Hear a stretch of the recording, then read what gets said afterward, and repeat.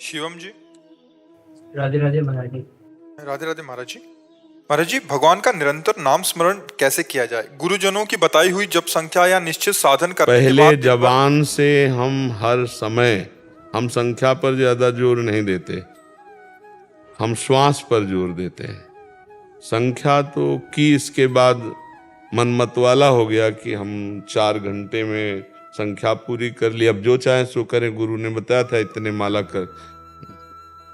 हमको हर समय दुश्मन को जैसे एक बार दबा पाए तो फिर उसके ऊपर चढ़े बैठे रहना चाहिए। ऐसे हमें मन और इंद्रियों ने बहुत जन्मों से गुलाम बना रखा है, और अब की गुरु कृपा से हमको दांव मिला है इनके गुलाम बनाने का। तो अब हम चढ़ बैठे इनके ऊपर, रात दिन हर श्वास। नाम श्वास दो बिलक चलत है, इनको भेद न मोह को भावे। श्वास ही नाम, नाम ही श्वासा, नाम श्वास को भेद मिटावे। रोम रोम तब रग रग बोले। ऐसी स्थिति, हम हर श्वास में नाम, हम संख्या पर जोर नहीं देते। संख्या तो हुई और मन मत वाला हुआ। अब 11 माला 16 माला की प्रारंभ में हम भी आदेश करते हैं, पर प्रारंभिक साधना है ये। हमको जब माया पर विजय प्राप्त करनी है या भगवदानंद में डूबना है तो एक भी श्वास नाम से खाली ना जाए, और उसके लिए हमें जबान चलाना है। सिद्ध पुरुषों का मन से भजन होता है, हम लोग साधक हैं तो क्या करें? नाम जीह जप जागे जोगी जीव से, यह जिह्वाग्रे वर्तते नाम तुभ्यम। भगवान के लिए श्री देहूती जी कह रहे हैं, अहो बत्सो पचतो गरियान यह जिह्वाग्रे वर्तते नाम तुभ्यम। मनसाग्रे नहीं कहा, जिह्वाग्रे। राधा राधा राधा राधा राधा चल रहा है ऐसे, समझ रहे ना? जबान भी हिल रही ऐसे, फिर धीरे धीरे उपांश से मानसिक में पहुंचना होता है। अब सीधे मानसिक में तो 5 मिनट मन भजन में लगेगा, फिर विषयों में भाग जाएगा। देखते हैं ना आप? हाँ जी। वो को नहीं पता, कोशिश करता हूँ महाराज जी की। नहीं, ऐसा नहीं, कोशिश करने वाले का निश्चित होता है। ऐसा लगता है कि 1 घंटा निकल गया, 1.5 घंटा 2 घंटा निकल गया, नाम ही नहीं आया दिमाग।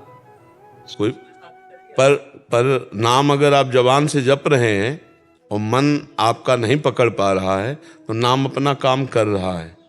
जैसे अग्नि में दाहिका शक्ति है, तो जान के कोई छुआवे या श्रद्धा से छू ले, वो जलाएगी ना, क्योंकि दाहिका शक्ति है। ऐसे नाम में पाप नाशनी शक्ति है, तारण शक्ति है।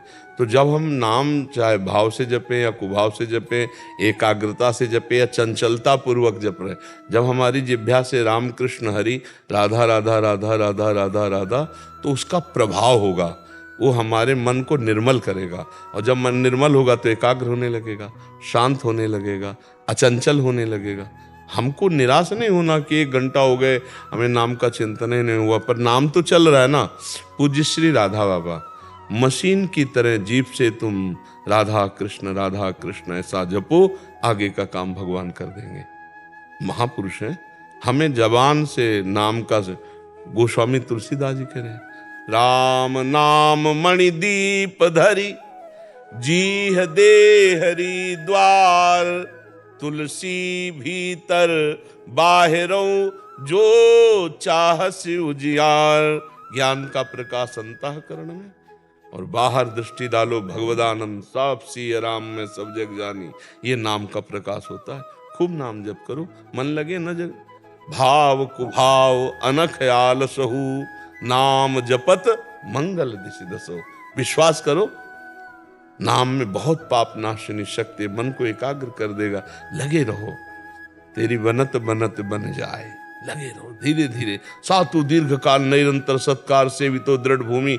दीर्घ काल तक निरंतर आदर पूर्वक खूब नाम जप किया जाए तो हृदय में नाम बस जाता है, फिर भजन करना नहीं पड़ता, स्वाभाविक होता है।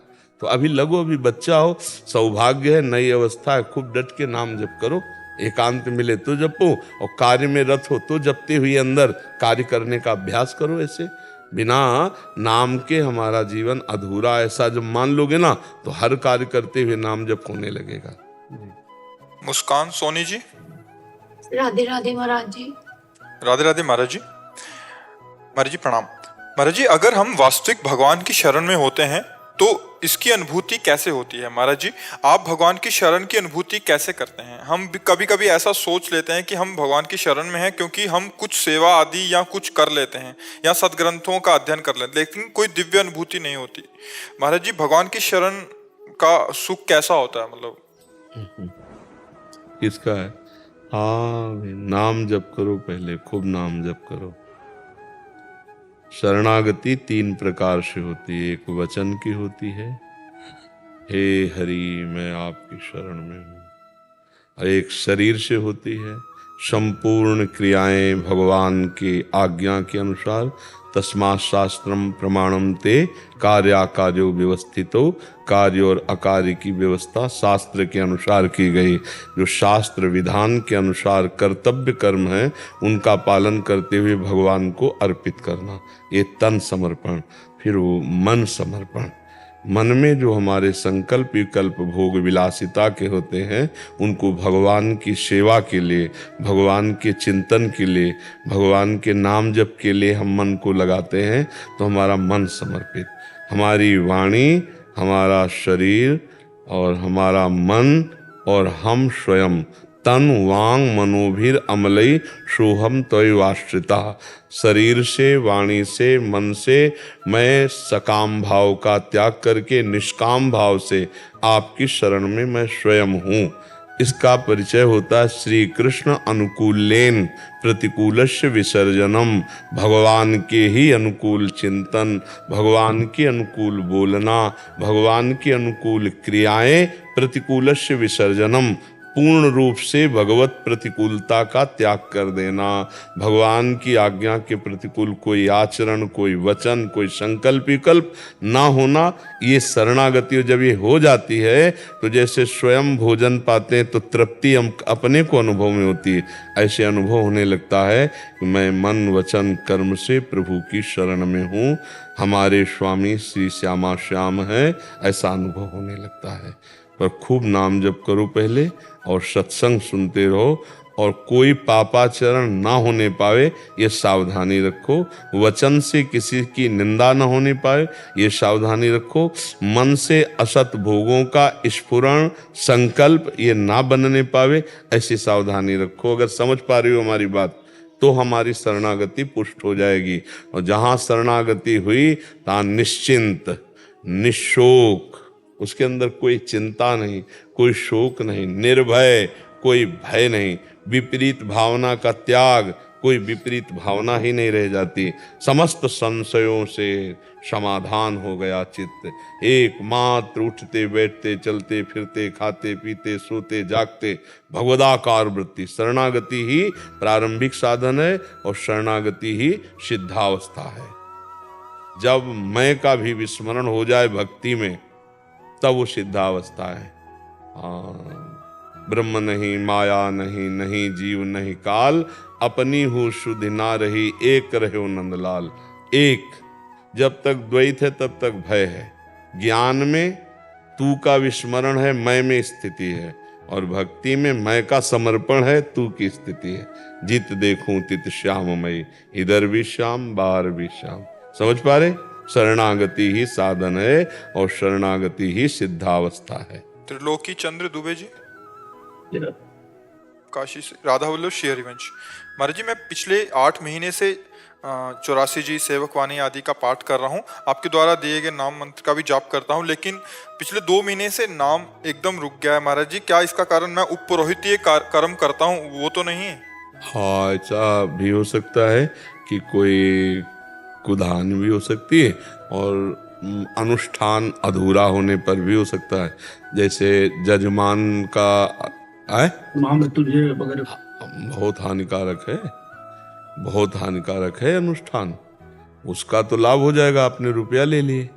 मान लो आप 1 लाख मृत्युंजय जप का आपने अनुष्ठान लिया और आपने अर्थ ले लिया, जितना बोले वो अर्थ दे दिया। अब पूरा भार आपके ऊपर है। अगर आप नहीं करते हैं या नहीं करवाते हैं तो भारी पड़ जाएगा आपके लिए, क्योंकि जजमान ने तो पैसे संकल्प करके दे दिए। संकल्प ही करके तो लेते हो, बहुत घाटे का सौदा है। या तो फिर एक जितना संकल्प लिया उतना अक्षरशः होना चाहिए, नहीं तो इसीलिए कहा पुरोहिती कर्माति, इसीलिए हाँ, इसीलिए। और ऐसा नहीं कि नहीं करना चाहिए, ऐसा नहीं है, क्योंकि ब्राह्मण का कर्तव्य है अध्ययन करना, अध्ययन कराना, यज्ञ करना, यज्ञ कराना, दान लेना, दान देना, ये सत्कर्म है ना। तो अब वो तो पुरोहित कर्म तो उसका जन्मसिद्ध अधिकार है। लेकिन जो मंदा है, अति मंदा में यही प्रमाद स्थिति का, कि अब जजमान को तो पता नहीं है, और आपने पूरा रुद्राष्टाध्यायी का पाठ लिया या दुर्गा सप्तशती का पाठ लिया, और आपने 2 अध्याय करके पूर्ण कर दिए, बैठे हो, उसको जजमान को क्या पता, और उसने संकल्प दे दिया तो घाटा आपका होगा, आपका सुकृत, आपका पुण्य वहाँ काम कर जाएगा, और आप खाली होते चले जाएंगे, फिर आपकी हानि हो जाएगी। तो इस पर ध्यान देना चाहिए। बहुत कठिन है ये विषय, वो बहुत कठिन है। जजमान का संकल्प आपको खा जाएगा। संकल्प विकल्प बहुत ही खतरनाक चीज। अब जिम्मेवारी आपकी हो गई, अगर वो अनुष्ठान सांगो पांग पूरा करते हो, लाभ मिले ना मिले, हमने जो संकल्प लिया वो सांगो पांग, तो आपकी हानि नहीं होगी। वो धन आपको सद्बुद्धि प्रदान करेगा। जजमान का प्रारब्धानुसार मंगल है। मान लो बहुत बुरा प्रारब्ध है तो इतने संकल्प से उसका काम नहीं बनने का, दोबारा करवावे, तिबारा करवावे, 11 बार करवावे, 21 बार करवावे, क्योंकि उसका प्रारब्ध है। जब तक उसके पाप क्षय नहीं होंगे तब तक सुख विधान नहीं हो सकता। लेकिन आप अपने कर्तव्य में दृढ़ हैं तो आपकी हानि नहीं होगी, नहीं आपकी हानि कर देगा वो संकल्प, आपकी हानि कर देगा। आप सोच पा रहे?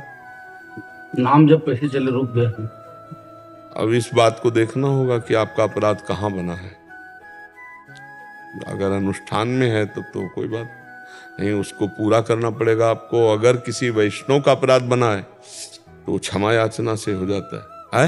ये भी हो सकता। हाँ, किसी संत महात्मा के प्रति हे भाव कर लेना भी भजन को छीण करने का है। जैसे किसी संत की निंदा कर दी, या किसी साधु को देखकर उसके किसी भी बात पर आपका दोष दर्शन हो गया, और तो फिर वो भजन को रोक देगा।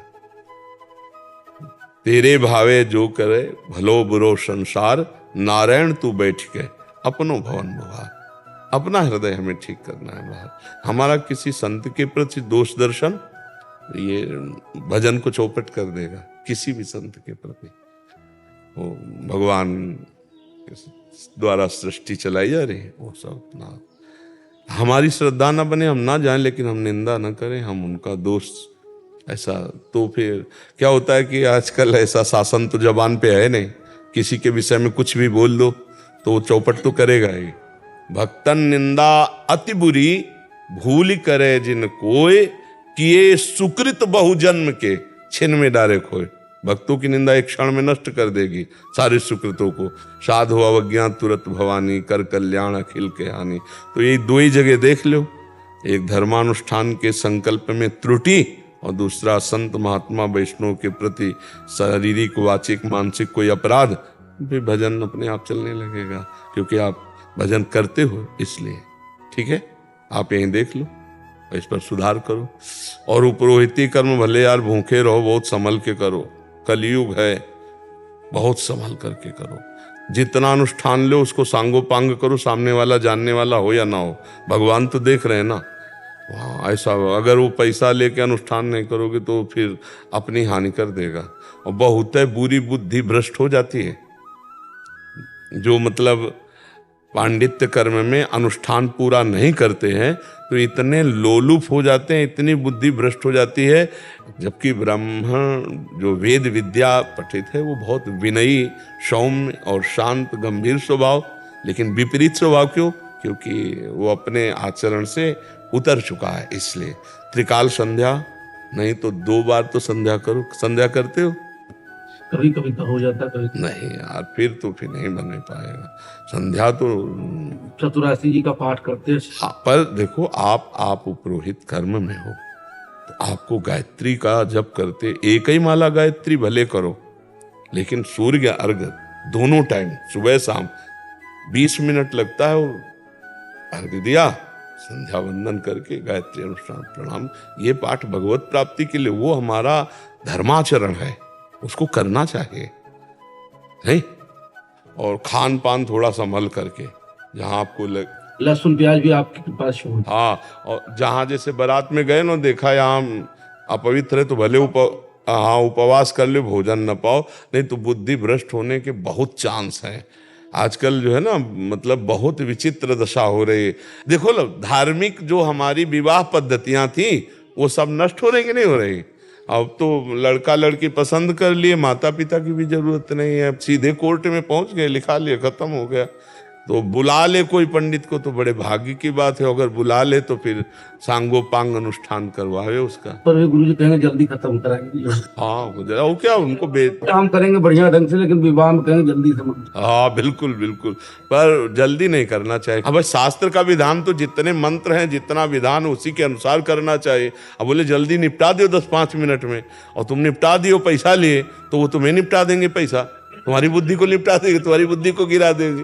इसलिए थोड़ा सावधान रहना चाहिए। ये सांसारिक लोग जो है नहीं समझते हैं, पर वैदिक सिद्धांतों में बड़ी सामर्थ्य रही है। जो हमारी वैदिक परंपरा है उससे बड़ा, हाँ, समस्त देवताओं का पूजन करके, गुरुजनों का पूजन करके, वैदिक सिद्धांत से जब गृहस्थ में जाते थे तो संतानें भी वो बड़ी मर्यादा। और अब तो वैदिक सिद्धांत ही नहीं मान रहे हैं, शास्त्र सिद्धांत ही नहीं मान रहे नए बच्चे, कहाँ सिद्धांत मानूं। मतलब ब्याह होके आके जब तक देवी देवताओं का पूजन और गुरुजनों का सब आशीर्वाद, तब तक पति पत्नी का मिलन नहीं होता था, और यहाँ तो मिलन ही है। अब जो गर्लफ्रेंड बॉयफ्रेंड रिवाज चला है, इसमें क्या है? इसमें किसी पंडित देवता, किसी की गुरुजन, किसी की जरूरत है क्या? तो अपने मनमानी आचरणों में उतर रहे हैं, अपवित्र हो रहे हैं, तो उनको क्या पता चलेगा कि धर्म क्या होता है, कैसे धर्म से चला जाता है। और इसीलिए फिर गृहस्थी सफल नहीं होती, क्योंकि उनकी बहुत जगह वृत्ति दूषित रहती है। तो उनको एक पति या एक पत्नी पे फिर मन शांत नहीं रहता, उनको बार बार मन की वृत्ति वही बॉयफ्रेंड गर्लफ्रेंड के समय जब था तो वही वृत्ति उनकी घूमती है। तो इसीलिए पूरा जीवन चौपट हो जाता है। हमें लगता है कि धर्म से चला जाए, पवित्र आचरण से चला जाए, शास्त्र मर्यादा से, तो बहुत शांति मिलेगी, बहुत आनंद रहता है। एक गृहस्थी में पति पत्नी में प्यार हो और धर्म पूर्वक वो धन कमा के लाता हो, और अतिथि सत्कार हो, गौ सेवा, संत सेवा, देखो कितना बढ़िया सुंदर पद्धति हमारे सनातन धर्म की। अब तो ऐसा कुछ रह ही नहीं गया, बहुत ही सब विपरीत। ये जरूर है कि हाँ, कुछ सत्संग सुन करके कुछ श्रद्धालुजन अपने आप को थोड़ा सुधार रहे, नहीं तो बहुत ही मर्यादा भंग होती चली जा रही है। छोटे छोटे बच्चे व्यसन कर रहे हैं, व्यभिचार कर रहे हैं, छोटे छोटे बच्चे ऐसे गंदे स्वभाव में उतर रहे हैं कि अब जैसे उनको इंजेक्शन वाला नशा चाहिए, अब रुपया चाहिए, तो 4 लड़के जबरदस्ती गए, वो सब्जी बेच रहा, उसके पैसे छीन लिए, किसी माँ बहन की जंजीर तोड़ ली, भाग गए। मतलब ऐसे आचरणों में उतर रहे हैं, और पढ़े लिखे बच्चे। तो हमें लगता है कि जब तक अध्यात्म का परिचय नहीं होता तब तक जीव की दुर्गति वाले आचरण नहीं रुकते। इसीलिए साधु समागम जरूर करना चाहिए। संतों के वचन और शास्त्र के वचन से हमारे अंदर ये ज्ञान होता है हमें क्या करना चाहिए और क्या नहीं करना चाहिए। जी। सत्य प्रकाश मिश्र जी, कानपुर से। महाराज जी, आपने भक्ति योग के जिस शिखर को स्पर्श किया है, क्या एक सामान्य गृहस्थ अपने उत्तरदायित्वों को निर्वहन करते हुए उसका एक अंश मात्र भी पा सकता है? क्योंकि ये सब अंदर का विषय बच्चा, बाहर का विषय नहीं, अंदर का समर्पण योग है। भक्ति का मतलब समर्पण योग, जोर का आश्रय। नवधा भक्ति श्रवणम कीर्तनम स्मरणम विष्णुर्पाद सेवनम अर्चनम बंदनम दास्यम शख्य, और फिर आत्मनिवेदनम। ये आत्मनिवेदन भक्ति है, पूर्ण समर्पण। इसी से बात बनता है। जो माया चक्र से हम पुनरपि जननम पुनरपि मरणम पुनरपि जननी जठरे सहनम, इससे अगर हम हट पाते हैं तो उसका एकमात्र है भगवत आश्रय, आत्मसमर्पण। भगवान को मन वचन कर्म से समर्पित हो जाना, अन्य आश्रय ना लेना। तो धीरे धीरे धीरे धीरे हमारे हृदय की स्थिति भगवदाकार हो जाती है। हम अगर शरीर का आश्रय लेते हैं तो फिर काम क्रोध लोभ मोह मद मत्सर ये सब छा गए। हम जिसका आश्रय लेते हैं उसका स्वाभाविक चिंतन होता है। जैसे हम शरीर का आश्रय लिए तो हमें शरीर का ध्यान नहीं करना पड़ता, शरीर का चिंतन नहीं करना पड़ता। सो के जगे तो हमें ये नहीं देखना होता कि मैं पुरुष हूं कि मैं स्त्री हूं, क्या कुछ नहीं, क्योंकि आश्रय लिए तो जगते ही तत्काल। विस्मृति एक क्षण की नहीं हुई। हमारी बात को समझ पा रहे हो आप?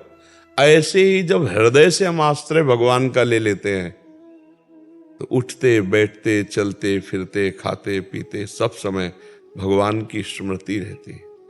अखंड स्मृति ही भगवत साक्षात्कार का स्वरूप है। अखंड स्मृति।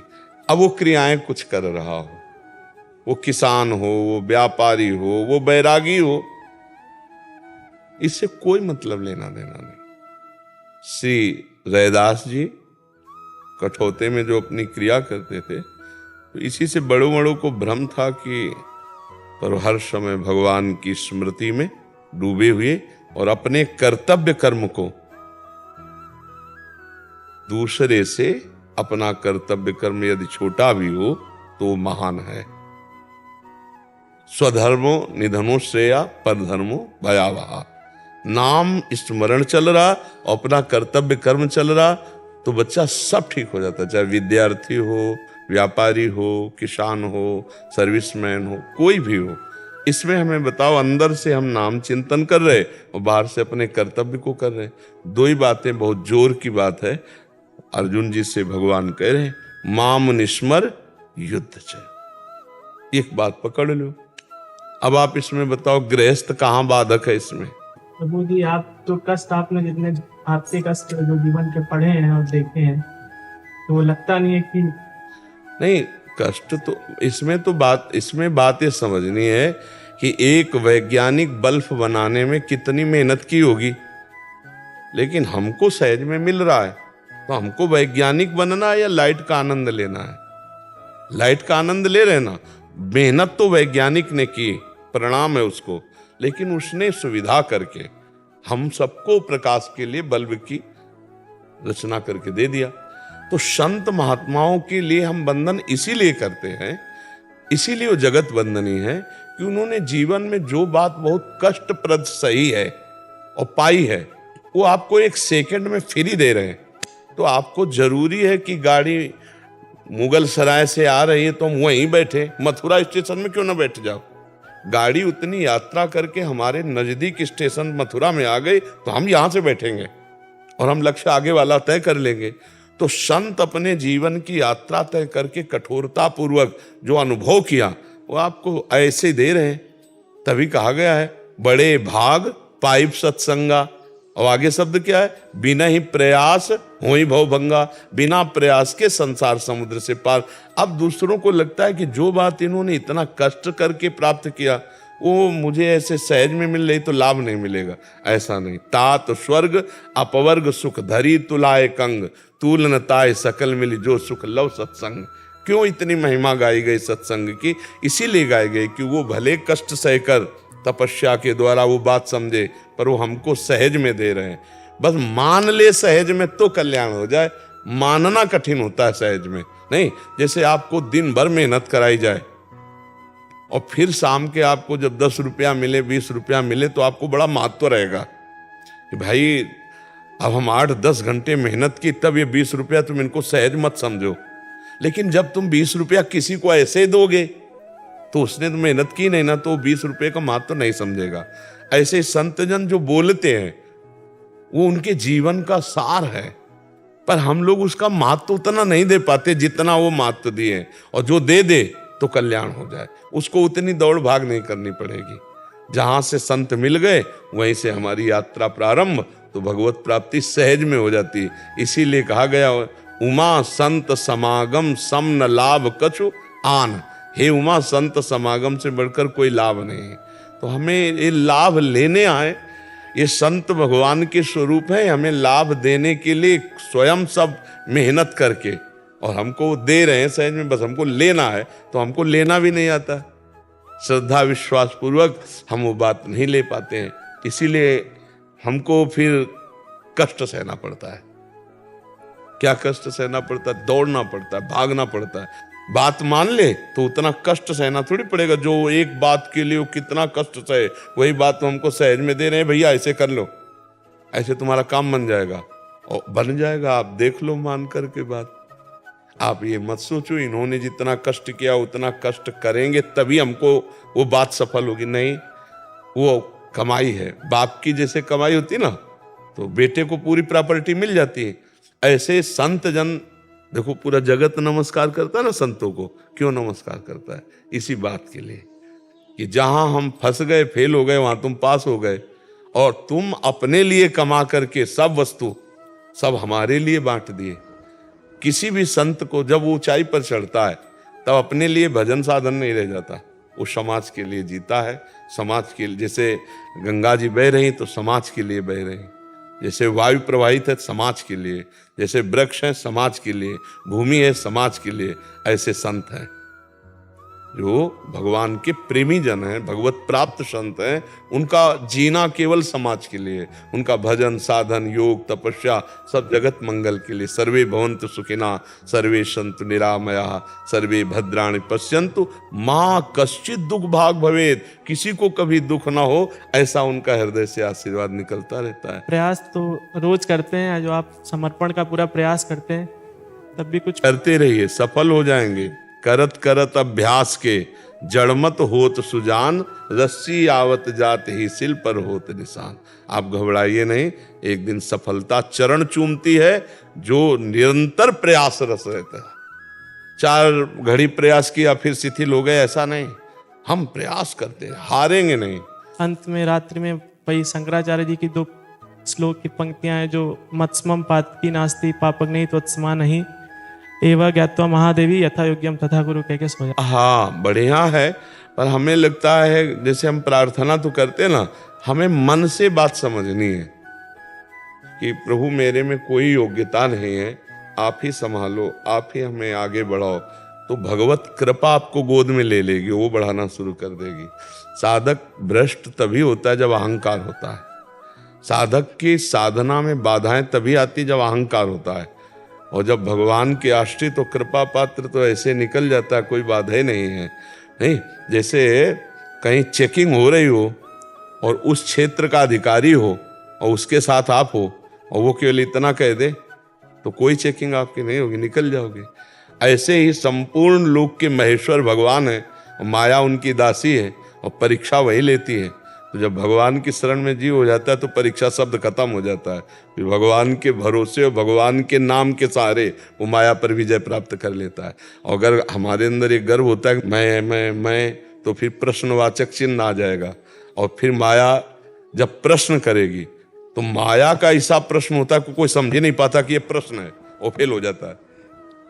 समझ ही नहीं पाता कि ये परीक्षा है हमारी, नहीं समझ पाता और वो वही फेल हो जाता है। ऐसा गुस्सा दिला दिया जाएगा आपको, ऐसे प्रतिकूल व्यवहार, ऐसा आकर्षण भोगों का, ऐसी सुख सुविधा कि आपको लगेगा नहीं कि हमारी परीक्षा हो रही, लगेगा कि यार, और गिर जाता है। माया ऐसा थोड़े समझने देती कि वो प्रश्न कर रही आपको उत्तर देना है, नहीं। इसलिए एकमात्र भगवान का सहारा।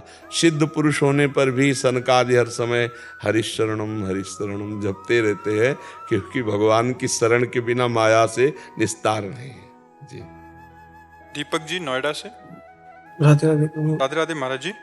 महाराज जी, मैं कई वर्षों से शिव जी की उपासना सेवा कर रहा हूँ, पर जब मैं चिंतन करता हूँ तो राम जी का होता है, परंतु मुझे दर्शन शिव जी के करने हैं। तो मुझे दर्शन किनके होंगे, राम जी के या शिव जी के? शिव जी के, क्योंकि शिव जी की उपासना का जो रंग है वो भगवान श्री हरि हैं। जब श्री हरि कृपा करेंगे तो शिव जी का साक्षात्कार हो जाएगा। शिव जी जा पर कृपा न करें पुरारी, सो न पाओ मुनि भगत हमारी। भगवान शिव कृपा करते, राम आ रहे मतलब ठीक चल रहे हो, और राम जी जब कृपा करेंगे तो शिव जी का साक्षात्कार हो जाएगा। आप चिंता न करो, एक ही है, वही रामेश्वर स्थापित करके आराधक रूप है और वही हनुमान जी रूप होकर के आराधना कर रहे राम जी की, वो एक ही है। बहुत बढ़िया है। भगवान से किसी भी तरह जुड़ जाए तो जीव का परम मंगल होता है। जब शिव जी की इच्छा है तो जो इच्छा करी हो मन माही, हरि प्रसाद कछ दुर्लभ नाई। हरि शिव जी के रूप में ही मिलेंगे, आप चिंता न करो, खूब नाम जप करो और आराधना ऐसे करते रहो, ठीक है। सृष्टि जी। जय जय श्री राधे। जी राधे राधे महाराज जी। महाराज जी, आपने कहा था कि निरंतर भजन नाम जप करें, परंतु पढ़ते समय नाम पर ध्यान नहीं कर पाती और भूल जाती हूँ, कृपया इसका मार्गदर्शन करें। जिस समय हम एकाग्रता पूर्वक पढ़ रहे हैं वो पढ़ाई भी भजन है, ऐसा हम माने। पढ़ाई को भी भजन माने, जैसे हमने नौकरी को भी भजन कहा है, क्योंकि पूरी सृष्टि के कार्य श्री कृष्ण के कार्य है ना। जब युद्ध भजन हो सकता है तो और कौन सी बात है। अर्जुन जी कह रहे हैं मैं संन्यास लेकर भजन करूंगा, तो भगवान कह रहे युद्ध करके भजन करो। तो तुम पढ़ाई करके भजन करो। मान लो 40 मिनट 1 घंटा आप पढ़ाई पढ़ रहे हो ईमानदारी से, तो उस 1 घंटा को बाद में भगवान को समर्पित कर दो। हे प्रभु, 1 घंटा है जो हमने पढ़ाई पढ़ी, वो जो समय गया वो आपके चरण, तो यत करोषि, भगवान ने कहा ना, जो कर रहे वो मुझे समर्पित कर दो, वो भागवत धर्म कहा जाता है। और फिर जब शेष समय खाली समय, तो आप नाम जप कीजिएगा, प्रमाद स्थिति न कीजिएगा, समय बर्बाद मत कीजिएगा। जो समय पढ़ाई में है, जो व्यापार में, जो नौकरी में जा रहा है, उस समय को भगवत अर्पित कर दो, शेष समय नाम जप करो। ये भक्ति है, ये भागवत धर्म है, इससे भगवत प्राप्ति हो जाती है, भगवान की कृपा प्राप्त हो जाती है। कभी हमने ऐसा नहीं कहा कि पढ़ाई नहीं पढ़ना चाहिए, पढ़ाई भी भगवान का भजन ही है, क्योंकि वो भी सृष्टि की एक सेवा का कार्य है, ऐसा मानना चाहिए। ठीक है जी। प्रणाम महाराज। हाँ, मेरा प्रश्न जो है, मुझे पता नहीं मैं आपके सामने ठीक रूप से व्यक्त कर पाऊंगा कि नहीं। महाराज, हमने घर का त्याग किया है, बहुत सारी चीज़ें पीछे छोड़ के आगे आए हैं। सिर्फ 2 वक्त की रोटी बिना मेहनत के मिल जाए, इसके लिए नहीं किया। हम जो साधना कर रहे हैं, जो साधन मार्ग में चल रहे हैं एक साधक के रूप में, कभी कभी ऐसी परिस्थिति आती है कि समझ में नहीं आता है कि क्या ढोंग चल रहा है जीवन में, या फिर यही साधक की स्थिति होती है। उसमें थर्मामीटर लगा के देखना चाहिए। जैसे बुखार है कि स्वस्थ है, थर्मामीटर से पता चलता है ना। तो अपना जो थर्मामीटर है वो हम अपने अंदर ही डालकर देखें कि चल रहा है कि नहीं। महाप्रभु चैतन्य देव जी ने कहा कि तृणादपि सुनीचेन, अपने में कहीं अहंकार तो नहीं जागृत हो रहा, मैं सबसे अपने को नीच समझ रहा हूं कि नहीं समझ रहा हूं। दूसरी बात, तरोरु सहिष्णुना, तो हम काम के वेग को सह रहे हैं या काम की क्रिया कर रहे हैं। हम भूख के वेग को सह सकते हैं, हम प्यास के वेग को सह सकते हैं, हम नींद के वेग को सह सकते हैं। अगर इनको हम बार बार दुलार दे रहे हैं, इन्हीं के पोषण को सुख मान रहे हैं, तब तो पाखंड का ही पोषण होगा। हम हर वेग को यम ही न व्यथ्यन्ते पुरुषम पुरुषर्षभ सम दुखा सुखाधीरम स्वमृतत्वाय कल्पते, जो आए हुए वेग की व्यथा को सहज में सह जाता है, व्यथित नहीं होता और सुख दुख में समान भाव रखता है, वो परम पद का अधिकारी है, अव्यय पद का अधिकारी, वो अमृत पद का अधिकारी है। मात्रा स्पर्शास्तु कौन्ते शीतोष्ण सुख दुखदा आगमा पाइनो अनित्यास्तास्तितिक्षस्व भारत। मैं भगवान की आज्ञा का पालन कर रहा हूं कि नहीं। आए हुए वेगों को शांत करने के लिए भजन बल का प्रयोग करता हूं या भोगों का प्रयोग करता हूं। भूख लगी तो भोजन पा लिया, अच्छा, प्यास लगी तो पानी पी लिया, नींद लगी तो खूब सो लिए, और विलासिता तो उसके भी व्यवहार हो रहे, तो फिर पाखंड हो रहा है।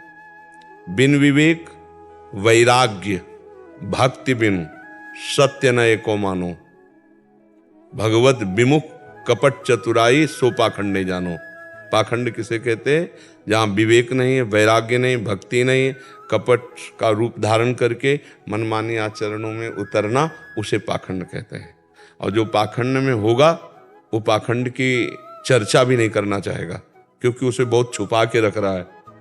और जो पाखंड में नहीं है वही पाखंड की चर्चा करना चाहेगा, वो जानना चाहेगा कि रोग किसे कहते हैं, क्योंकि वो रोग से बचना चाहता है। तो हमारे हृदय में दैन्यता रहे, अभिमान ना आवे, और सब विकार, सब प्रहार, सब तिरस्कार सहने की क्षमता आ जावे, और दूसरों को सदैव हम मान दें, स्वयं मान रहित रहें और निरंतर हरि स्मरण करें। पाखंड नाम की चीज नहीं है, स्वस्थ है। दूसरों से मान लेने की इच्छा है, कपट पूर्वक चतुराई पूर्वक भोग भोगने की प्रवृत्ति है, भगवान नाम जप में अरुचि है, अहम बढ़ा हुआ है, तो फिर पाखंड और दंभ का बोलबाला चल रहा है, भक्ति नहीं है। पाखंड उसे कहते हैं पाप का खंड, जिसके द्वारा पापाचरण होता है, और पाप उसे कहते हैं जो संत गुरु और भगवत विमुख आचरण है, उन्हें पाप कहते। ये सब भगवत विमुख कर देने वाली बातें हैं। भगवत सन्मुख के लिए आप आचार्य और गुरुजनों की जो रहनी थी और जो उनका चिंतन था उसको आप देखिए। सर्वसमर्थ श्री पूज्य रघुनाथ दास गोस्वामी आदर्श महापुरुष हैं। कैसे भजन किया, जगन्नाथपुरी से लेकर राधा कुंड तक। हम महापुरुषों के जीवन चरित्रों में जब अपनी चित्तवृत्ति लगाएंगे तो जो अगर कहीं आशंका भी होगी पाखंड दंभ की, वो भी नष्ट हो जाएगी। ये तो खुली बात समझ लो कि भगवान के चिंतन के बहुत अच्छे उपासक हो जो आप इस बात को पूछ रहे हैं। भगवान के चिंतन के लिए हमने सब कुछ छोड़ा है। अब हमारा कोई कर्तव्य नहीं, एक ही कर्तव्य है, निरंतर भगवान में स्थित रहना। वो ठाकुर सेवा करके, ग्रंथों का स्वाध्याय करके, संत सेवा करके, नाम कीर्तन करके, वो ये सब हो सकते हैं अभ्यास, लेकिन हमारा लक्ष्य क्या है? निरंतर कृष्णाकार वृत्ति, मुरारी पादार्पित चित्त वृत्ति। अब हम लोग फिर व्यवहार में भूल जाते हैं। ठाकुर जी को भोग लगा, अच्छा अच्छा पदार्थ पाया, भगवत विस्मरण, और फिर जब वेग आएंगे तो भजन है, नहीं तो सह नहीं पाएंगे। फिर वेगों की पूर्ति करनी, और वेगों की पूर्ति हुई तो बस हो गया पाखंड। निवृत्ति का बोर्ड लगाए हैं और प्रवृत्ति के हर आचरण है तो पाखंड नहीं हो गया जी। निवृत्ति मतलब निवृत्ति। आप आचार्यों के, गुरुजनों के पावन चरित्रों को पढ़ करके देखिए, निवृत्ति मतलब निवृत्ति। तो हमारी निवृत्ति परक वेशभूषा है, तो आंतरिक भी निवृत्ति परक ही वृत्ति रहनी चाहिए। हाँ, रोज सुस्वादिष्ट भगवत अर्पित भोजन भी नहीं पाना है, इसीलिए मधुकरी वृत्ति लिखी गई है। कभी वो मिल गया स्वादिष्ट, तो कभी रूखा सूखा, और कभी कभी नहीं भी मिला तो 24 घंटे कुछ नहीं पाया। तो हमारा अभ्यास तो पुष्ट हो रहा है कि हम दुख में भी भजन कर सकते हैं। जैसे भूख से व्याकुल हैं, 2 दिन हो गए, 3 दिन हो गए, हमारा बराबर भजन चल रहा, तो हमारा अभ्यास बहुत पुष्ट हो रहा है। कभी छक के भोजन, कभी भूखे रह करके, कभी थोड़ा पा करके, कभी बहुत सुविधाजनक स्थान पे बैठ के, कभी एकांत निर्जन असुविधाजनक स्थान पे। तो उससे क्या हुआ? भजन, हमारा अभ्यास हर जगह पुष्ट हो गया। तो भजन, और भजन ही सार है। हर समय चित्तवृत्ति में श्री कृष्ण बसे रहे, यही निवृत्ति है। अगर इस श्री कृष्ण को भूले तो फिर वो हमारी प्रवृत्ति ले डूबेगी कहीं ना कहीं। श्री कृष्ण भजन छूटा तो प्रवृत्ति ले डालेगी, पक्का ले डालेगी, कहीं फंसा देगी। और फंसने में तो अच्छा लगता है, लेकिन फंसने के बाद जो फांसी लगती है वो अंदर से जलेगा, क्योंकि आप निवृत्ति परख हो। या हाय हाय मच जाएगा, और वो फांसी आपको छोड़ेगी नहीं। जिस फांसी में आपने सुख बुद्धि की, वो फांसी नहीं छोड़ेगी। मतलब जीवन का परिणाम बहुत ही दर्दनाक होता है जो निवृत्ति से दंभ पाखंड करके प्रवृत्ति का भोग करते हैं। इसलिए बिल्कुल वो कोशिश करे भगवान के आश्रय से कि जैसी चदरिया दी वैसी की वैसी रख दी, गंदी नहीं की। नहीं, चदरिया झीनी रे झीनी, जैसी की तैसी दर। ये जीवन अब प्रभु का धरोहर है, अब आप इसे भोग नहीं सकते। प्रभु का धरोहर, बस इसको जिलाइए, इसको रखे रहिए जब तक रख रहे हैं। ऐसे रखना है इसको, जिलाना है इसको, ना इसे तगड़ा करना है खा के, ना इसको सुखाना है, जिलाना है। जितना जैसा दिया वैसे वापस, चदरिया जैसी की तैसी धर देनी। तो मिताहार, भोग नहीं, पवित्र जीवन, शांत जीवन और अकिंचन जीवन। और जब तक भगवत प्राप्ति न हो जाए तो प्रचार प्रसार के भी चक्कर में न पड़े। अगर सच्चाई की बात समझनी है तो अगर भगवत प्राप्ति नहीं हुई, भगवत प्राप्ति जी धर्म दृष्टि डालें कृष्ण ही कृष्ण वासुदेव स्वर्णित, अंदर कृष्णाकार वृत्ति, कोई इच्छा नहीं, वो तो अपने को पता चलता है ना। तब फिर अपने आप प्रचार होने लगेगा आपके चरणों में। जैसे कमल खिलता है तो भंवरे गुंजार करने लगते हैं, ऐसे भक्तजन अपने आप घेर लेंगे। पर जब तक भगवत प्राप्ति नहीं होती तब तक प्रचार प्रसार के चक्कर में नहीं तो हम जहाँ प्रचार करने जाते हैं वहाँ प्रसार है माया का, और हमारी स्थिति मायातीत है नहीं, माया विजयी नहीं, वो घसीट लेंगे। जैसे हम किसी डूबे हुए को निकालने जाएं और अच्छे तैराक नहीं है तो वो डूबने वाला पहला काम करता है निकालने वाले को डुबाना, क्योंकि वो सांस लेना चाहता है ना। ऐसे ही माया आसक्त जीव जब आप उनको भगवत चरणारविंद की तरफ ले जाने के लिए प्रेरित करेंगे तो वो आसक्त चित्त आप पर आसक्ति का जादू डालेंगे। आप अनासक्त हो, खिलाड़ी हो तो बच जाओगे, नहीं तो फिर उसी आसक्ति के दलदल में, और एक बार भोग रूपी दलदल में साधक गया तो दोबारा फिर निकल नहीं पाता। बहुत है, भगवान ही कृपा करे तो निकल पाए, नहीं उसकी तृष्णा, भोगे हुए विषय को बार बार भोगने की तृष्णा उसे गिरा देती है। अब फिर नवम भोग, बहुत दुर्दशा हो जाती है। इसलिए भगवान से मनावे और दूरी भागकर ऐसी परिस्थिति में रहे कि जब तक भगवत साक्षात्कार न हो। चैतन्य महाप्रभु ने भी कहा कि जीवन सार्थक करी कर पर उपकार। जब तक जीवन खुद का सार्थक पर उपकार किसका होगा? यही खास बात, बहुत मतलब बुद्धि शुद्ध है तो बढ़िया, सारथी बढ़िया है, रथ निकल जाएगा। और नहीं तो प्राय बुद्धि फंस जाती है इन्हीं बातों में, क्योंकि अच्छे अच्छे भोग ठाकुर जी को लगते हैं तो रसेंद्री तृप्त भगत जन आते रहते हैं, तो व्यवहार फिर धीरे धीरे जनेन्द्रीय में, फिर धीरे धीरे फिर मन शांत हो जाता है। मन शांत का मतलब अध्यात्म की तरफ नहीं उसको जलन होती, लगता है ठीक है यार चल रहा है, वो बैलेंस बन जाता है भोगों का।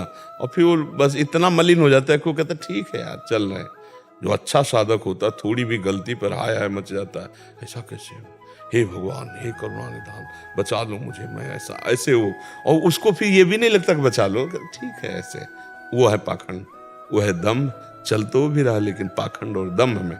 और जो प्योर शुद्ध भगवत मार्ग है वो है बिन विवेक वैराग्य भक्ति बिन सत्य नये को मानो, भगवत विमुख कपट चतुराई सो पाखंड है जानो। अब तो मतलब भ्रमण का तो समय नहीं है, छोटी मोटी कहीं कुटिया ऐसी कोई व्यवस्था हो जाए जहाँ चुपचाप रहो और मांगो खाओ, या जैसे भी मिताहार करो और रात दिन भजन में लगे, बस यही निवृत्ति का लाभ है। पहले अपना काम कर ले।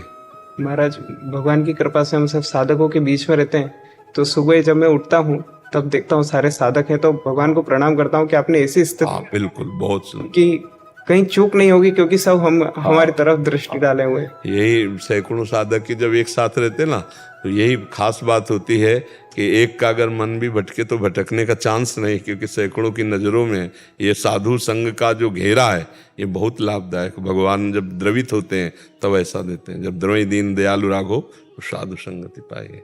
बहुत सुंदर जी। दीप्ति शर्मा जी, राधे राधे महाराज जी। महाराज जी ये कह रहे हैं कि ये भारतीय महिला क्रिकेट टीम के सदस्य हैं। महाराज जी ये कह रहे हैं कि इनका एक प्रश्न है कि जीवन में कई बार ऐसा समय आता है कि चाहकर भी अच्छा प्रदर्शन नहीं हो पाता, जिसकी वजह से उस वक्त मन में बहुत नकारात्मकता आ जाती है। उस वक्त के लिए क्या उपाय करें कि वो नकारात्मकता ना रहे और हम अच्छा प्रदर्शन कर पाए? पहली बात तो संयमी पुरुष हर क्षेत्र में सफलता प्राप्त करता है। जो संयमी पुरुष होता है,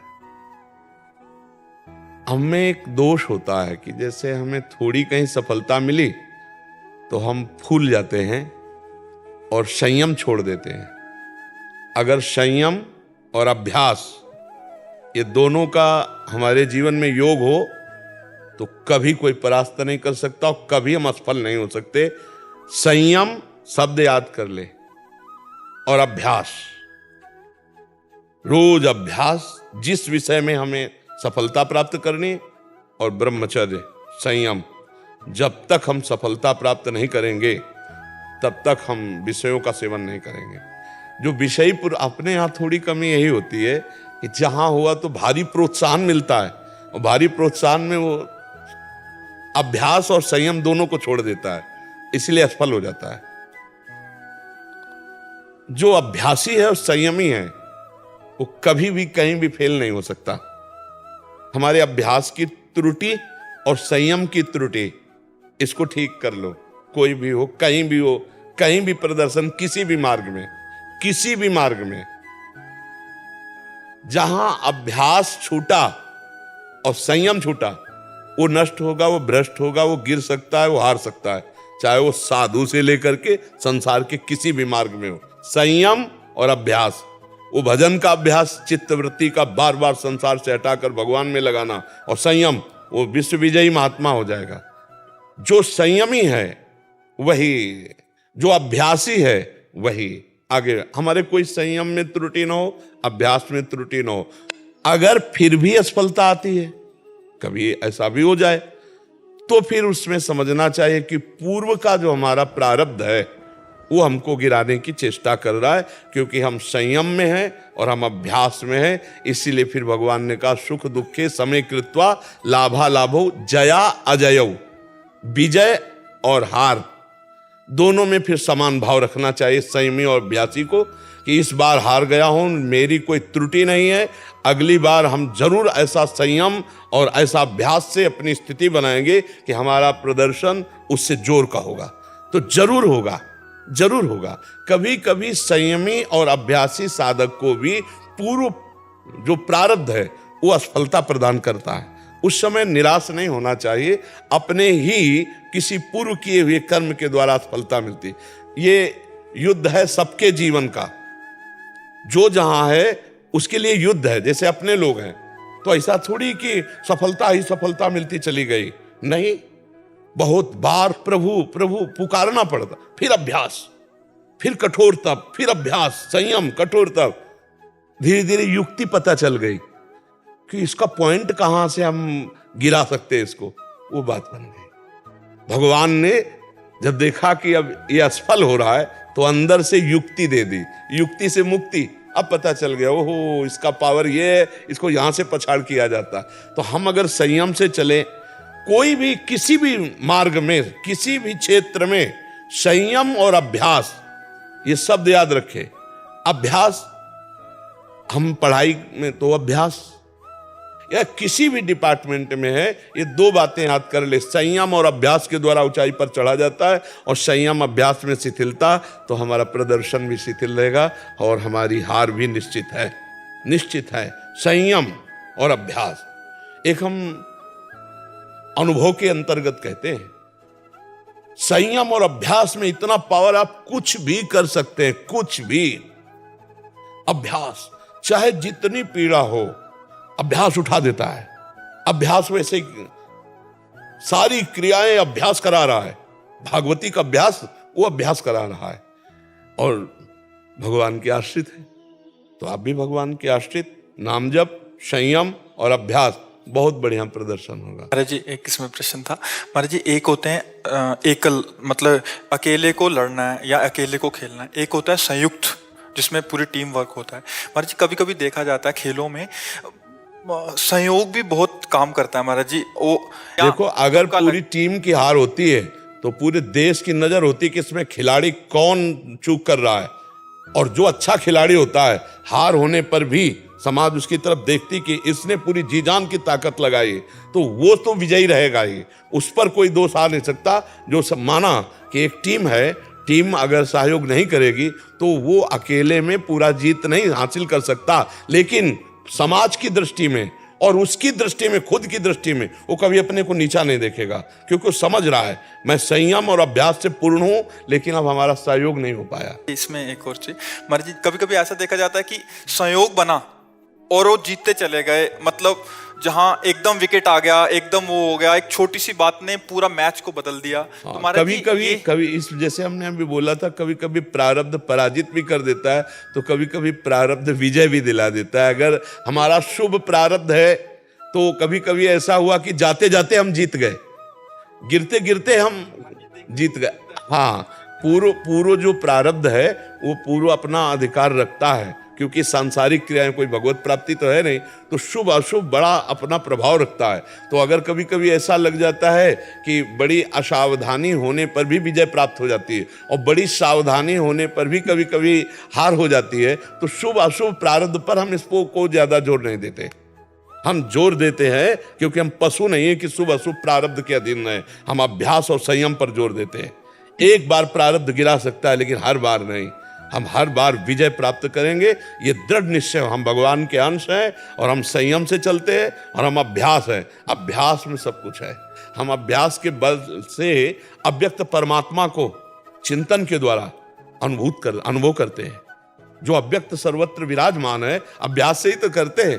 अभ्यास योग युक्त न चेतसा नान्यगामिना, भगवान कह रहे ना, अभ्यास योग से युक्त हो। तो ऐसे ही हर डिपार्टमेंट में संयम और अभ्यास और धैर्य के द्वारा, तो हम अगर कभी प्रारब्धवशात पराजित भी हो गए तो बार बार नहीं पराजित होंगे। एक बार हमारा प्रदर्शन बहुत अच्छा होगा और हमें अपनी मेहनत का फल मिलेगा, अवश्य मिलेगा। पर दो प्रकार के प्रारब्ध होते हैं, शुभ और अशुभ। कभी कभी अपना प्रभाव दिखाते हैं प्रारब्ध, जो अच्छी मेहनत करने पर भी सफलता नहीं और चूक होने पर भी सफलता प्राप्त हो जाना, ये प्रारब्ध के अंतर्गत आता है। ये भी लिखा है कि कभी कभी मतलब पूरा अच्छा प्रदर्शन हो जाता हाँ, है, हाँ। बट अंतिम में जाके फाइनल में हार गए, हाँ, मतलब इतना बिल्कुल, होने के हाँ, बाद। बिल्कुल बिल्कुल, कभी कभी ऐसा होता है। तो ऐसे हमारी सावधानी हटी, संयम हटा, अभ्यास हटा, तो हमसे चूक हो सकती है। और अगर ना फिर ऐसा फल मिले तो भी निराश नहीं होना चाहिए, हम आगे सफलता प्राप्त करेंगे। मर्जी, आप भारतीय क्रिकेट टीम में ही आपका ही प्रश्न किया था, तो जो खेलते हैं ना, जैसे क्रिकेट टीम के प्लेयर हैं, श्री जी का प्रसादी। राधा राधा राधा राधा राधा राधा राधा राधा राधा